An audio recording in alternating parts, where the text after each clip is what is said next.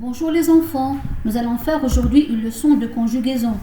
Nous allons voir un autre temps du passé qui est le passé composé. En plus de l'imparfait, c'est aussi un temps du passé. D'accord? Alors, c'est pas compliqué. Le passé composé est un temps du passé qui est formé de deux parties. La première partie, c'est l'auxiliaire être ou avoir. Et la deuxième partie, c'est le participe passé. L'auxiliaire être ou avoir, c'est tout simplement le verbe être ou le verbe avoir conjugué au présent de l'indicatif, et nous avons vu déjà comment ça se conjugue. Nous les avons appelés auxiliaires parce que auxiliaire veut dire aide, donc ils m'aident à conjuguer le verbe au passé composé. Le participe passé, c'est le participe passé du verbe que nous voulons conjuguer. Voici ici quelques exemples de verbes qui se conjuguent avec l'auxiliaire avoir. Donc là, on va prendre un exemple de verbe du premier groupe.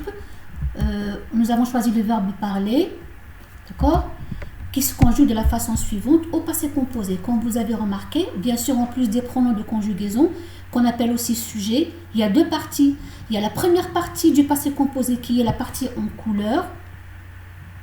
Voilà. C'est tout simplement, comme vous avez remarqué, c'est le verbe être, avoir conjugué au présent. La deuxième partie, c'est le participe passé du verbe parler. Voilà, c'est le participe passé du verbe parler.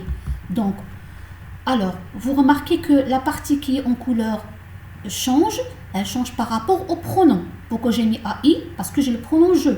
AS parce que je le pronom tu, etc. La deuxième partie qui est le participe passé ne change pas. Il y a toujours parler, parler, parler, il y a toujours le même son à la fin, donc il y a toujours le et, accent aigu à la fin, d'accord, toujours. Voilà, on va prendre un verbe du deuxième groupe, comme par exemple le verbe finir, on choisit ou applaudir, il y a beaucoup de verbes du deuxième groupe. On va le conjuguer de la même façon au passé composé, bien sûr, donc en plus des pronoms de conjugaison, nous avons la partie qui est en couleur, qui est aussi l'auxiliaire avoir, c'est quoi? C'est le verbe avoir conjugué au présent. Et la deuxième partie, qui est le participe passé du verbe finir. Nous remarquons aussi que la même chose, la première partie qui est en couleur change. Pourquoi? Elle change par rapport au pronom de conjugaison. Et la deuxième partie ne change pas. On entend le son I à la fin. Donc, il y a la lettre I à la fin. Fini, fini, fini. D'accord? Voilà.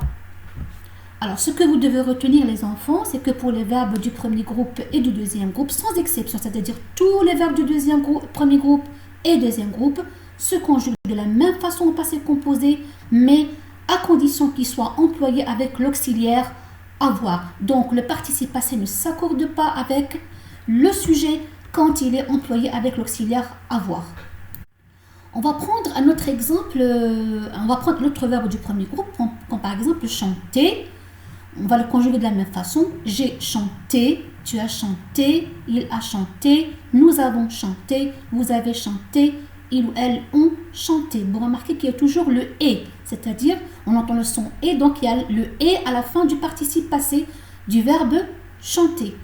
On va prendre maintenant si on prend un autre verbe du deuxième groupe, comme choisir, applaudir, il va se conjuguer de la même façon que le verbe finir. Donc, à la fin du participe passé, on entend le i. Je donne un exemple comme j'ai choisi. Nous allons voir dans la prochaine partie de la leçon les verbes du troisième groupe. On va choisir quelques verbes usuels que nous connaissons, qu'on dit en classe, à l'école, à la maison, etc. C'est bon pour aujourd'hui les enfants. Merci.